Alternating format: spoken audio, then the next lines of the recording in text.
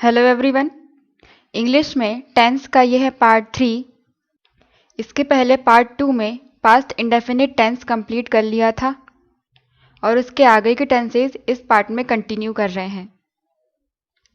Past tense चल रहा था, उसमें पहला पार्ट हो चुका था। उसका दूसरा टाइप है पास्ट इंडेफिनिट के बाद past continuous tense. Past continuous tense में वर्ब की फर्स्ट फॉर्म में आईएनजी लगाई जाती है। वर्ब की फर्स्ट फॉर्म आती है और आईएनजी के साथ। वर्ब की फर्स्ट फॉर्म में आईएनजी प्रेजेंट कंटिन्यूअस टेंस में भी यूज की जाती थी, लेकिन हेल्पिंग वर्ब इन दोनों में अलग अलग हैं। इसमें हेल्पिंग वर्ब यूज की जाती है वॉज या वर, और प्रेजेंट कंटिन्यूअस में इज, एम, आर इनमें से कोई यूज करते थे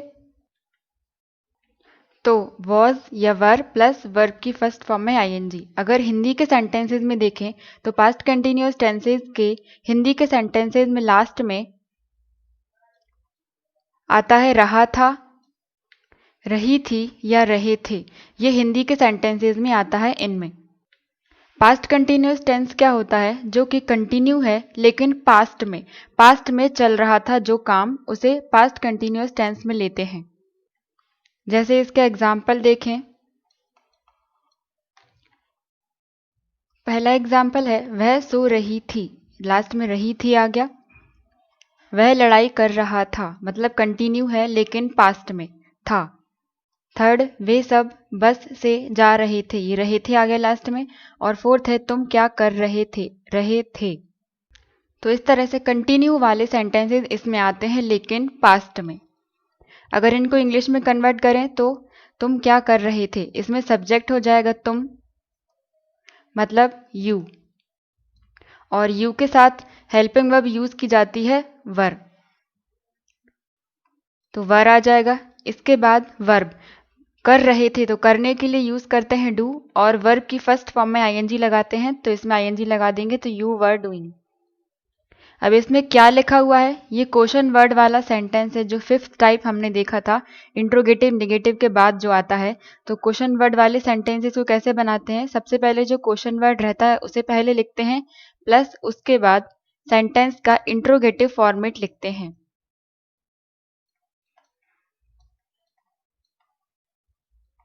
इंट्रोगेटिव फॉर्मेट, तो इसमें हम क्वेश्चन वर्ड लिखेंगे। क्वेश्चन वर्ड क्या है? क्या। तो क्या के लिए हम लिखते हैं इंग्लिश में व्हाट।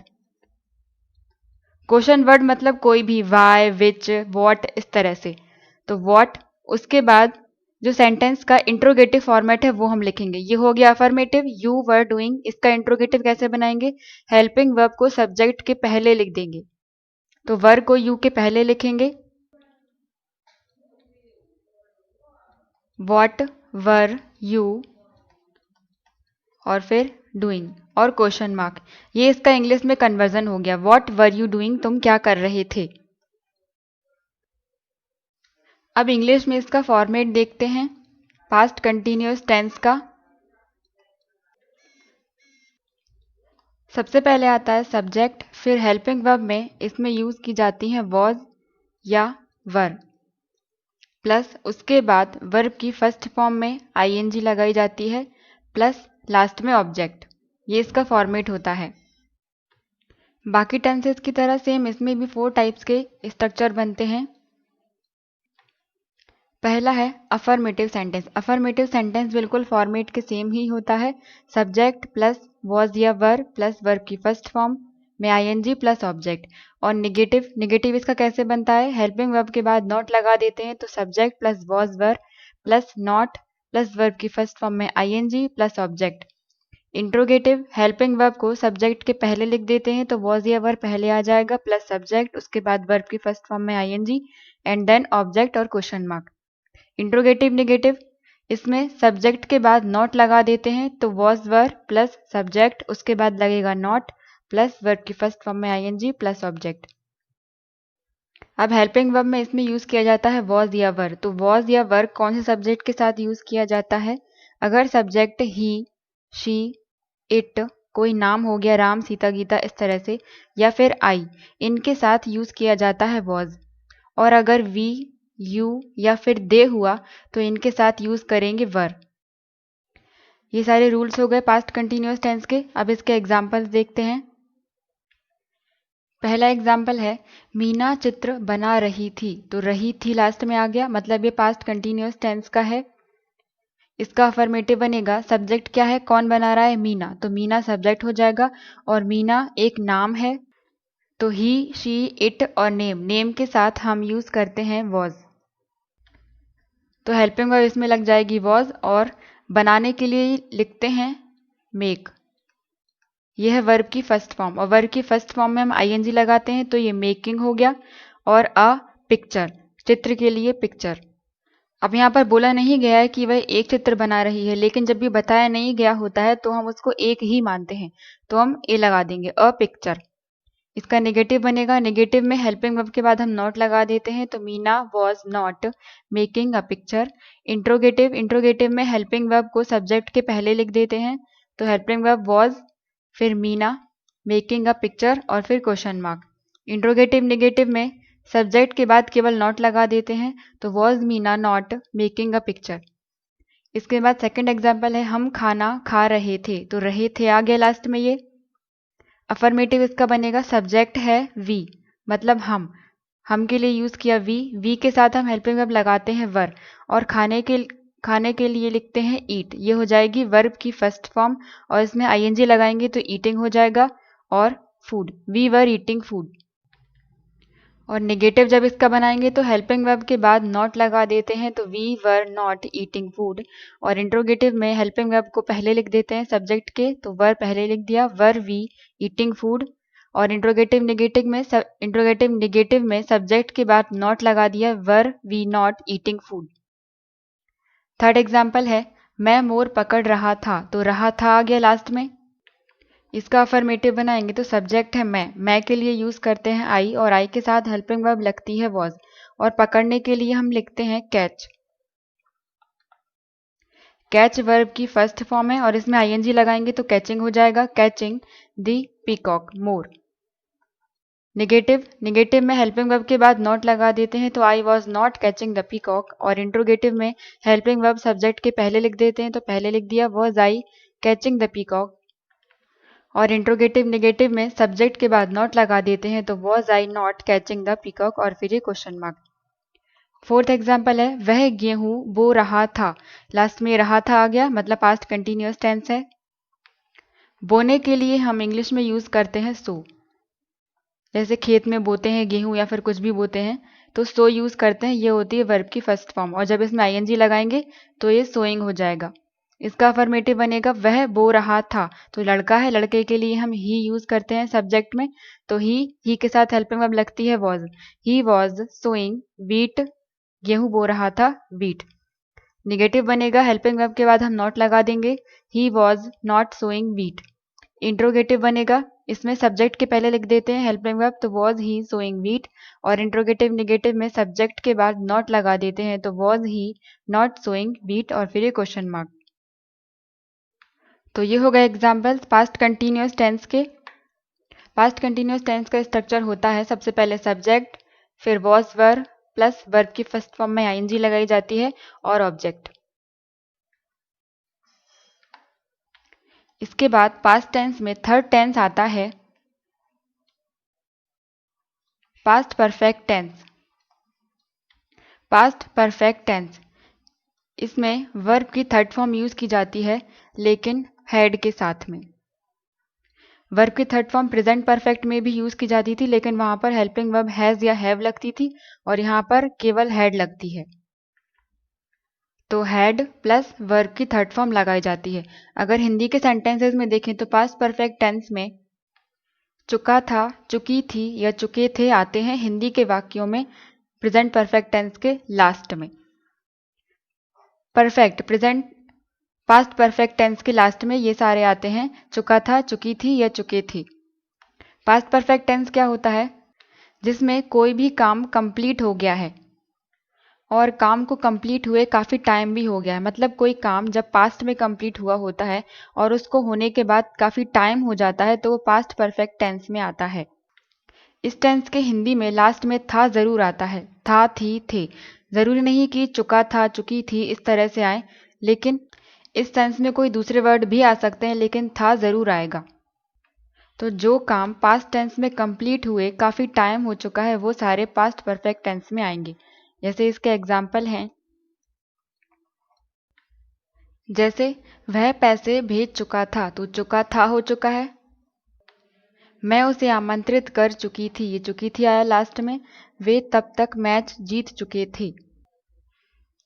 फोर्थ, वह खाना बना चुकी थी, मतलब जिस काम को कंप्लीट हुए टाइम हो चुका है वो सारे पास्ट परफेक्ट टेंस में आते हैं। अब इंग्लिश में इसका फॉर्मेट होता है पास्ट परफेक्ट टेंस का। सबसे पहले सब्जेक्ट आता है, फिर हेल्पिंग वर्ब इसमें हैड यूज की जाती है, प्लस उसके बाद वर्ब की थर्ड फॉर्म लगती है, प्लस ऑब्जेक्ट। सेम इस टेंस में भी 4 टाइप्स के स्ट्रक्चर्स बनते हैं। फर्स्ट है अफर्मेटिव सेंटेंस। अफर्मेटिव सेंटेंस बिल्कुल फॉर्मेट के सेम ही है, जो क्योंकि फॉर्मेट अफर्मेटिव सेंटेंस को ही लिया था। तो सबसे पहले subject plus had plus verb की थर्ड फॉर्म और ऑब्जेक्ट। इसका नेगेटिव हेल्पिंग वर्ब के बाद नॉट लगा दिया जाता है, तो सब्जेक्ट हैड फिर नॉट वर्ब की थर्ड फॉर्म और फिर ऑब्जेक्ट। इंट्रोगेटिव बनेगा तो हैड सबसे पहले लिख देंगे हम, सब्जेक्ट के पहले हेल्पिंग वर्ब लिख दी had plus subject plus verb की थर्ड फॉर्म और फिर ऑब्जेक्ट।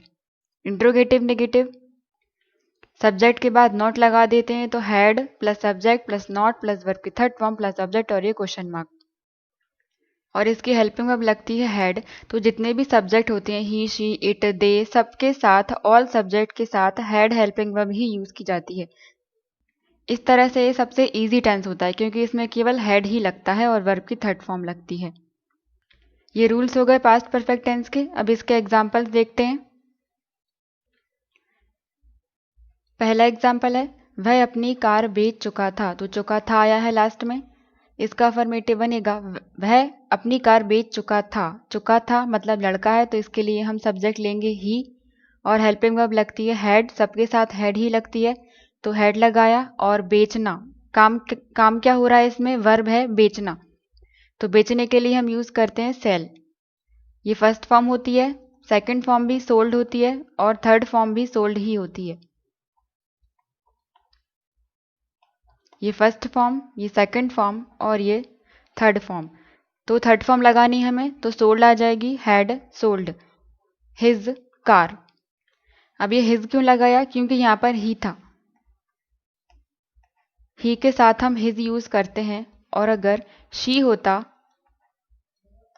तो हम हर यूज करते, हर कार लिखते। अगर यहाँ पर शी होता, ही है इसलिए हमने यहाँ पर हिज कार लिखा हुआ है क्योंकि उसकी कार, लड़के के लिए हिज यूज करते हैं। निगेटिव में हेल्पिंग वर्ब के बाद नॉट लगा देते हैं, तो he had not sold his car, बाकी पूरा सेम। इंट्रोगेटिव में हेल्पिंग वर्ब को सब्जेक्ट के पहले लिख देते हैं, तो had he sold his car. और इंट्रोगेटिव नेगेटिव में सब्जेक्ट के बाद नॉट लगा देते हैं, तो had he not sold his car.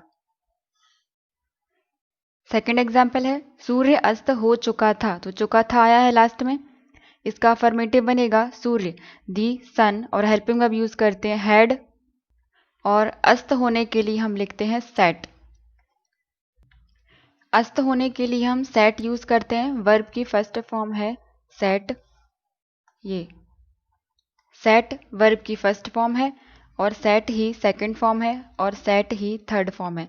इसके लिए तीनों फॉर्म सेम होती हैं। एक सेट होता है बैठना, वो SAT होता है। फर्स्ट फॉर्म होती है सिट, मतलब बैठने के लिए यूज करते हैं। सेकंड फॉर्म हो गई V2 सेट और थर्ड फॉर्म हो गई इसकी सेट। और ये सेट वाली ये तीनों सेम होती है। तो द सन हैड सेट, इसका नेगेटिव बनेगा, हेल्पिंग वर्ब के बाद नॉट लगा देंगे, the sun had not set.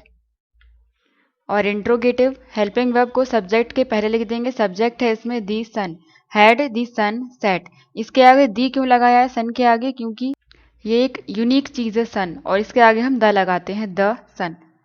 इसका इंट्रोगेटिव नेगेटिव बनेगा, सब्जेक्ट के बाद नॉट लगा देंगे, तो दी सन के बाद नॉट लगा दिया, had the sun set. Third example है, वह अपना काम खत्म कर चुकी थी, तो चुकी थी आ गया इसके लास्ट में। चुकी थी मतलब लड़की है, तो वह की जगह पर हम यूज करेंगे शी। इसका अफर्मेटिव बनेगा शी, हेल्पिंग वर्ब लगेगी हैड और ख़त्म करने के लिए फिनिश यूज़ करते हैं, फिनिश, और इसकी थर्ड फॉर्म होती है फिनिश्ड, इसमें ईडी लग जाता है, तो फिनिश्ड हर वर्क। हर यहाँ पर क्यों यूज़ किया, क्योंकि यहाँ पर शी था, शी के साथ हम हर यूज़ करते हैं। अपना काम, her work, she had finished her work, इसका नेगेटिव बनेगा, हेल्पिंग वर्ब के बाद नॉट लगा देंगे, she had not finished her work, और इंट्रोगेटिव हैड को शी के पहले लिख देंगे, had she finished her work, और इंट्रोगेटिव नेगेटिव में शी के बाद सब्जेक्ट के बाद नॉट लगा देते हैं, तो had she not finished her work. इसके बाद फोर्थ एग्जाम्पल है, वे चाय पी चुके थे, तो चुके थे आ गया, और जब इसका अफर्मेटिव बनाएंगे तो वे के लिए हम इंग्लिश में यूज करते हैं दे, और हेल्पिंग वर्ब लगेगी हैड। अब पीना, पीने के लिए हम ड्रिंक यूज करते हैं, लेकिन चाय पीने के सेंस में हम टेक यूज कर लेते हैं, टेक, तो इसकी थर्ड फॉर्म होती है टेकन, सेकंड फॉर्म होती है टुक, और थर्ड फॉर्म होती है टेकन।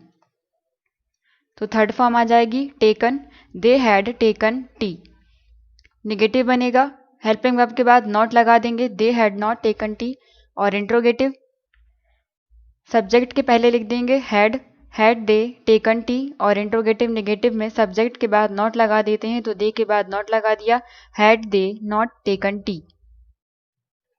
तो ये एग्जांपल्स हो गए पास्ट परफेक्ट टेंस के। तो पास्ट परफेक्ट टेंस का स्ट्रक्चर होता है, सबसे पहले subject plus had plus verb की थर्ड फॉर्म लगती है, और प्लस ऑब्जेक्ट। इसके बाद पास्ट टेंस में फोर्थ टेंस है past perfect continuous tense. Past perfect tense में वर्ब की फर्स्ट फॉर्म में आईएनजी यूज की जाती है, लेकिन आईएनजी के पहले हैड बीन आता है, प्लस उसके बाद वर्ब की फर्स्ट फॉर्म में आईएनजी आती है पास्ट परफेक्ट कंटीन्यूअस टेंस में।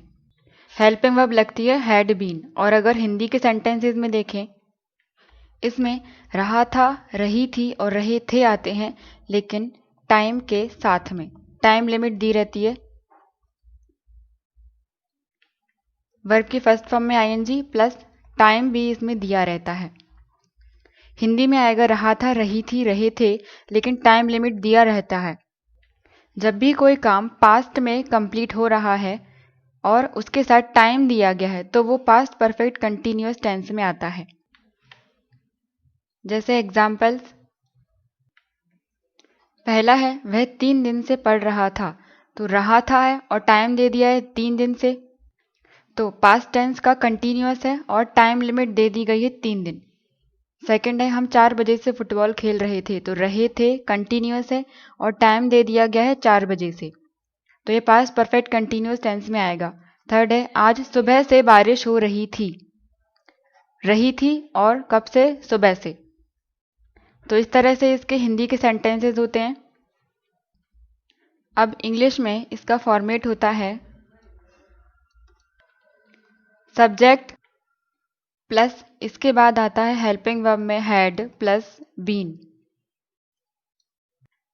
प्लस उसके बाद वर्ब की फर्स्ट फॉर्म में आईएनजी आती है, प्लस ऑब्जेक्ट, उसके बाद आता है सिंस या फॉर, जो टाइम लिमिट दी रहती है वो सिंस या फॉर के बाद हम लिखते हैं, फॉर 2 years, इस तरह से। अब इसमें भी 4 टाइप्स के स्ट्रक्चर्स बनेंगे। अफर्मेटिव, पहला है अफर्मेटिव सेंटेंस, ये फॉर्मेट के सेम ही होता है, subject plus had been, helping verb लगती है इसमें हैड और बीन लग जाता है, वर्ब की फर्स्ट फॉर्म में ING plus object plus since या फॉर आते हैं टाइम के साथ। नेगेटिव बनेगा, नेगेटिव में हेल्पिंग वर्ब के बाद हम नॉट लगा देते हैं, तो हेल्पिंग वर्ब हैड और उसके बाद आ जाएगा not, she had not plus been plus verb की फर्स्ट, शी नहीं subject, subject plus had plus not been, फिर वर्ब की फर्स्ट फॉर्म में ING plus object since for, बाकी पूरा सेम है। इंट्रोगेटिव बनेगा, इसमें हेल्पिंग वर्ब सब्जेक्ट के पहले लिख देते हैं, तो had plus subject plus been plus ये बाकी पूरा सेम। इंट्रोगेटिव नेगेटिव में सब्जेक्ट के बाद नॉट लगा देते हैं और सेम रहता है बिल्कुल इंट्रोगेटिव जैसे ही, तो इंट्रोगेटिव नेगेटिव हो जाएगा had plus subject plus not plus been, verb की फर्स्ट फॉर्म में आईएनजी लगती है प्लस ऑब्जेक्ट और फिर सिंस या फॉर, टाइम के साथ। और हेल्पिंग वर्ब इसमें लगती है हैड, सारे सब्जेक्ट के साथ हैड ही लगती है, ऑल सब्जेक्ट के साथ हैड लगता है और साथ में बीन भी लगता है। ये हो गए इसके रूल्स कंप्लीट। अब इसके एग्जांपल्स देखते हैं। और ये सिंस और फॉर कहाँ कहाँ यूज होते हैं ये इसके पहले वाले वीडियो में डिस्कस कर चुके थे। यहाँ पर भी वो रूल सेम ही होगा, सिंस और फॉर जहाँ जो वहाँ लगते थे वो यहाँ सेम रहेंगे। ये प्रेजेंट परफेक्ट कंटिन्यूअस टेंस में हमने देखा था सिंस और फॉर कहाँ लगते हैं। सिंस लगता है पॉइंट ऑफ टाइम के लिए, एक निश्चित समय के लिए, for example since morning, since Monday, since 5 o'clock, इस तरह से। और फॉर लगता है पीरियड ऑफ टाइम के लिए जहां पर निश्चित समय नहीं दिया गया होता है, for 2 hours, for 6 months, for 7 years, for a week. तो यही रूल वहां अप्लाई हो जाएगा पास्ट परफेक्ट कंटिन्यूअस टेंस में। अब इसके एग्जाम्पल्स देखते हैं। पहला एग्जाम्पल है वह दिन भर से गेम खेल रहा था, तो रहा था आ गया और टाइम लिमिट आ गई कि दिन भर से, तो ये पास्ट परफेक्ट कंटिन्यूअस टेंस में आएगा। इसका अफर्मेटिव बनेगा रहा था मतलब लड़का है तो वह की जगह पे हम ही यूज करेंगे और हेल्पिंग वर्ब लगती है हैड, उसके बाद बीन। खेलने के लिए यूज करते हैं हम प्ले, ये फर्स्ट फॉर्म हो गई, इसमें आईएनजी लगाएंगे तो प्लेइंग हो जाएगा। और प्ले की second form played, third form भी प्लेड, ईडी लग जाता है, लेकिन फर्स्ट फॉर्म होती है केवल प्ले, उसमें आईएनजी लगा दिया, playing game for the whole day मतलब दिन भर से। और इसके साथ फॉर यूज करेंगे क्योंकि ये फिक्स टाइम नहीं है, ये पीरियड ऑफ टाइम है, तो इसमें हम फॉर यूज करेंगे for the whole day.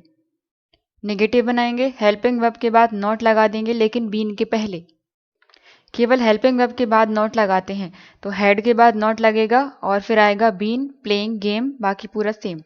Interrogative बनेगा, सब्जेक्ट के पहले हेल्पिंग वर्ब लिख देते हैं had he been playing game for the whole day. Interrogative negative बनेगा, सब्जेक्ट के बाद नॉट लगा देते हैं और बाकी पूरा same, had he not been playing game for the whole day. Second है सीमा सुबह से रो रही थी, तो रही थी आ गया और कब से, सुबह से, तो टाइम भी बता दिया। अब इसका अफर्मेटिव बनेगा सीमा, सीमा सब्जेक्ट है, इसके साथ हेल्पिंग वर्ब लगेगी हैड, फिर बीन, क्राइंग रोने के लिए यूज करते हैं क्राई, ये फर्स्ट फॉर्म होती है, सेकंड होती है क्राइड, क्राइड, तो फर्स्ट फॉर्म में आईएनजी लगा देंगे तो ये क्राइंग हो गया और सिंस मॉर्निंग लगा देंगे क्योंकि सुबह से है, ये एक फिक्स टाइम है। पॉइंट ऑफ टाइम के लिए हम सिंस लगाते हैं तो हमने सिंस मॉर्निंग लगाया, तो Seema had been crying since morning. अब यहाँ पर ये रोने के लिए इंग्लिश में यूज करते हैं हम, दो तरह से यूज करते हैं, एक तो होता है क्राई और दूसरा होता है वीप, दोनों का मतलब रोना ही होता है।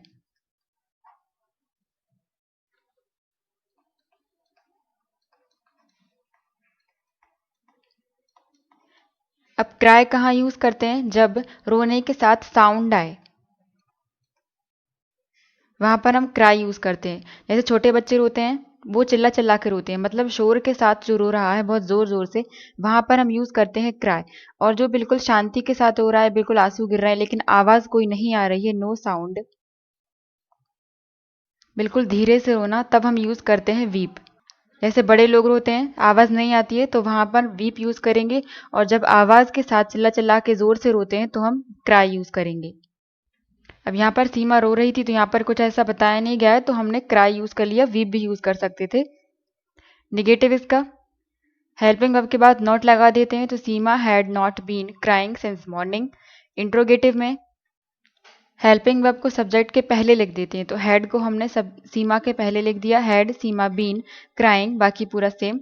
और इंट्रोगेटिव नेगेटिव में केवल सब्जेक्ट के बाद नॉट लगा देते हैं और इंट्रोगेटिव के सेम ही रहता है, तो इंट्रोगेटिव नेगेटिव हो जाएगा had Seema not been crying since morning. Third example है वह 2 दिन से अपनी बुक लिख रहा था, तो रहा था है इसमें और 2 दिन, इसमें टाइम बता दिया है।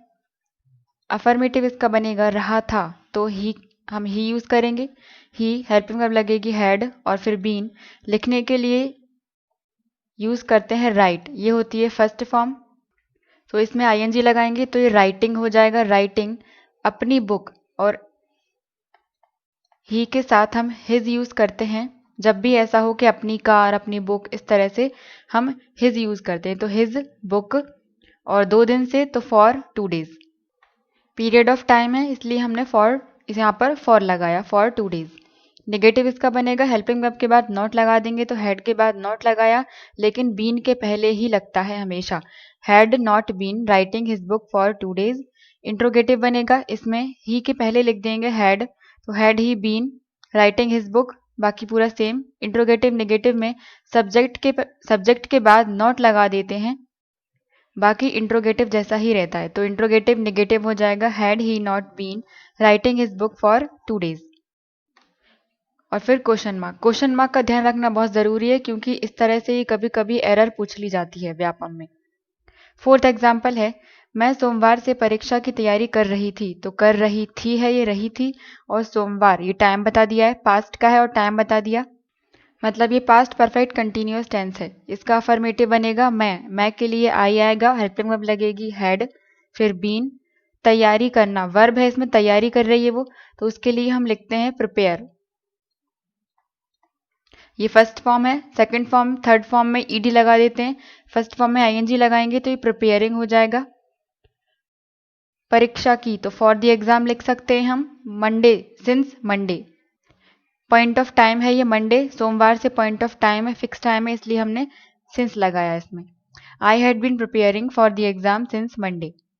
नेगेटिव बनेगा, हेल्पिंग वर्ब के बाद नॉट लगा देंगे तो हैड के बाद यहाँ पर नॉट लग जाएगा, I had not been preparing, and बाकी पूरा सेम। इंट्रोगेटिव में सब्जेक्ट के पहले हैड लिख देते हैं, हेल्पिंग वर्ब लिख देते हैं, तो had I been preparing for the exam since Monday. और इंट्रोगेटिव नेगेटिव में सब्जेक्ट के बाद नॉट लगा देते हैं, had I not been preparing for the exam since Monday. तो इसके एग्जाम्पल्स हो गए पास्ट परफेक्ट कंटिन्यूअस टेंस के। इसका फॉर्मेट होता है सब्जेक्ट हैड, फिर बीन, वर्ब की फर्स्ट फॉर्म आती है और आईएनजी के साथ, प्लस ऑब्जेक्ट और सिंस और फॉर आता है टाइम के साथ। इसके बाद पास्ट टेंस कंप्लीट हो चुका है, थर्ड टेंस है फ्यूचर टेंस।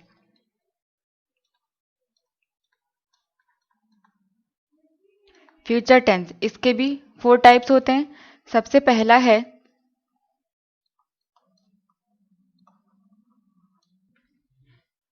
सिंपल फ्यूचर, या इसी को कहते हैं future indefinite tense. Future indefinite tense में वर्ब की फर्स्ट फॉर्म यूज की जाती है, वर्ब की फर्स्ट फॉर्म। और अगर हिंदी से देखें तो इस टेंस के हिंदी के वाक्यों में, हिंदी के सेंटेंसेस के लास्ट में आता है गा,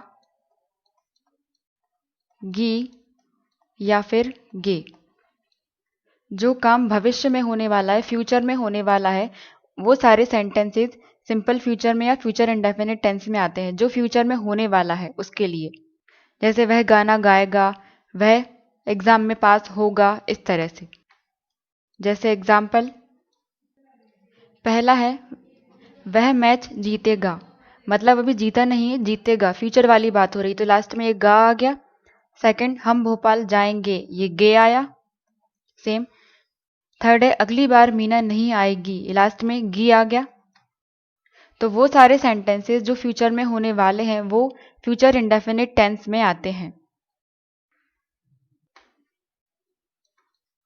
इंग्लिश में इसका फॉर्मेट है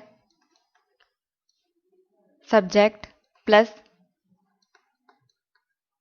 विल या शैल, हेल्पिंग वर्ब इसमें आती है विल या शैल।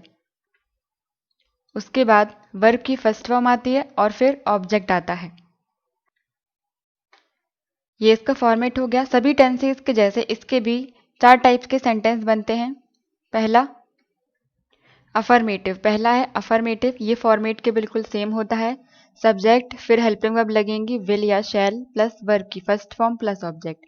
नेगेटिव सब्जेक्ट प्लस विल या शैल प्लस नॉट, वर्ब की first form plus object. Interrogative में हेल्पिंग वर्ब सब्जेक्ट के पहले लिख देते हैं तो विल या शैल पहले आ जाएगा प्लस सब्जेक्ट प्लस वर्ब की फर्स्ट फॉर्म प्लस ऑब्जेक्ट। और इंट्रोगेटिव नेगेटिव में सब्जेक्ट के बाद नॉट लिख देते हैं तो विल या शैल plus subject plus not plus verb की फर्स्ट फॉर्म प्लस ऑब्जेक्ट और फिर ही क्वेश्चन मार्क। वर्ब की फर्स्ट फॉर्म इसमें यूज की जाती है। अब हेल्पिंग वर्ब इसमें विल या शैल यूज की जाती है, तो विल कहाँ लगता है और शैल कहाँ लगता है? ये हेल्पिंग वर्ब विल या शैल हम दो तरह से यूज करते हैं, पहले ए पार्ट और दूसरा बी पार्ट। पहले ए पार्ट में क्या है, जनरली सामान्यतः मतलब जो नॉर्मल सेंटेंसेस होते हैं उनमें ही, शी, इट, कोई नाम हो गया नेम, यू, दे, इनके साथ हम विल यूज करते हैं और आई और वी के साथ शैल लगाते हैं नॉर्मल सेंटेंसेस में। लेकिन सेकंड पार्ट क्या है, इसमें स्पेशल कंडीशन रहती है विशेष परिस्थिति में। अब वो विशेष परिस्थिति क्या हो गई सेंटेंसेस में, जैसे प्रॉमिस हो गया, जब कभी सेंटेंस में प्रॉमिस की बात की जा रही हो। दूसरा थ्रेट, धमकी दी जा रही हो, वार्निंग, कोई चेतावनी के लिए, या डिटर्मिनेशन, डिटर्मिनेशन मतलब दृढ़ विचार, इस तरह का कभी सेंस निकल रहा हो तो हम ये स्पेशल कंडीशन वाला केस यूज करेंगे। इसमें क्या होता है, ही, शी, इट, नेम, यू, दे, इनके साथ विल लगाते हैं और आई और वी के साथ इनके साथ शैल लगाते हैं और आई और वी के साथ विल लगाते हैं। मतलब पूरा उल्टा हो जाता है, जिनके साथ यहाँ पर विल लग रहा था उनके साथ यहाँ पर शैल लग रहा है और जिनके साथ यहाँ पर शैल लग रहा था उनके साथ यहाँ पर विल लग रहा है। नॉर्मल केस ये होता है और जो स्पेशल केस होगा उसमें जस्ट हमें फर्स्ट पार्ट का उल्टा कर देना है। ही, शी, इट, नेम, यू, दे, इन सब के साथ लगेगा शैल और आई और वी के साथ लगेगा विल। और बाकी हम एग्जाम्पल से समझेंगे। ये पूरे रूल्स हो गए इसके। अब इसका एग्जाम्पल करते हैं।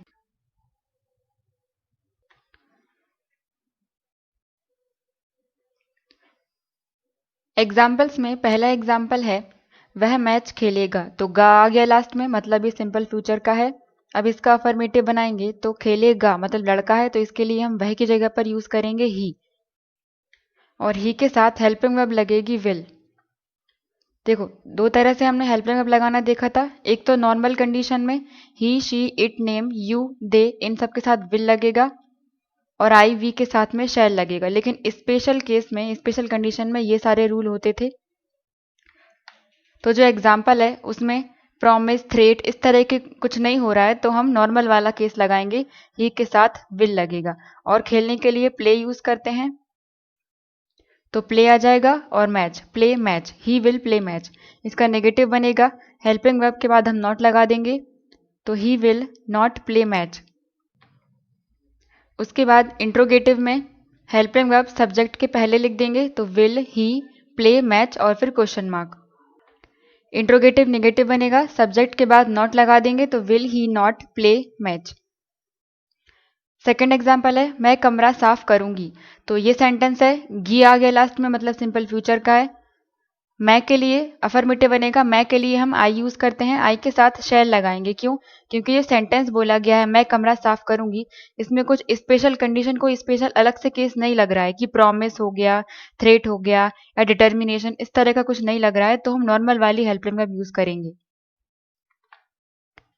आई के साथ, आई और वी के साथ शैल लगता है नॉर्मल केस में, तो हम यहाँ पर शैल लगाएंगे। आई के साथ शैल लगेगा साफ करने के लिए, clean the room, I shall clean the room.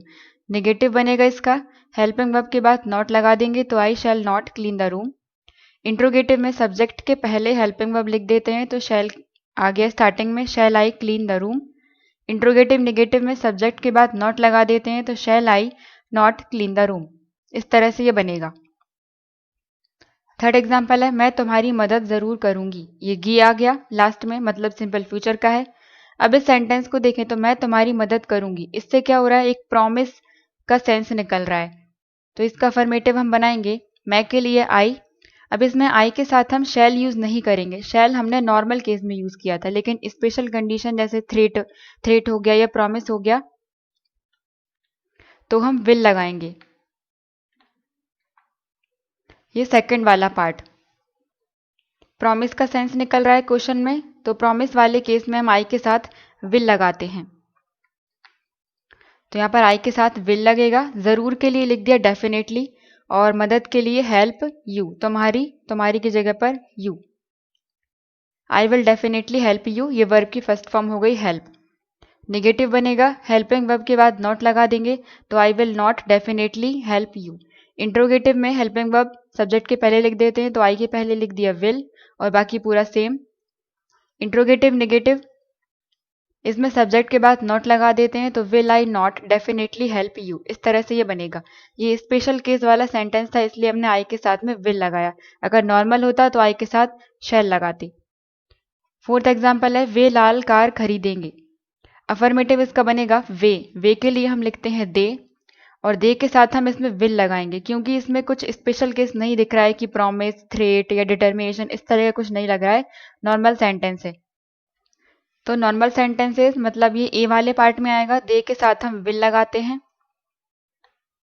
तो यहाँ पर दे के साथ हमने विल लगाया। और खरीदने के लिए बाय लिखते हैं, वर्ब की फर्स्ट फॉर्म हो जाएगी बाय। उसके बाद कार लाल कार, तो उसके लिए रेड कार यूज किया और ए भी लगा दिया, क्योंकि यहाँ पर कुछ बताया नहीं गया है। जनरली हम एक ही मानते हैं, अगर क्वेश्चन में कुछ नहीं बताया गया है तो हमने यहाँ पर अ रेड कार लिख दिया। नेगेटिव बनेगा तो हेल्पिंग वर्ब के बाद हम नॉट लगा देंगे, they will not buy a red car. Interrogative, इसमें सब्जेक्ट के पहले हम हेल्पिंग वर्ब लगा देते हैं, तो will they buy a red car. और इंट्रोगेटिव नेगेटिव में सब्जेक्ट के बाद नॉट लगा देते हैं, तो will they not buy a red car. तो इसके एग्जाम्पल्स हो गए सिंपल फ्यूचर के।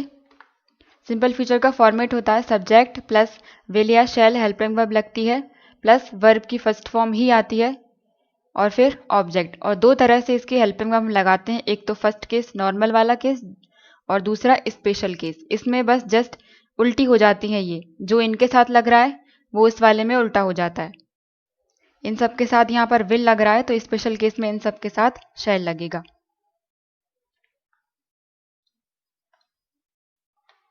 तो ये फ्यूचर इंडेफिनिट टेंस कंप्लीट हो गया है। इसके आगे के टेंसेज हम नेक्स्ट वीडियोस में कंप्लीट करेंगे। Thank you.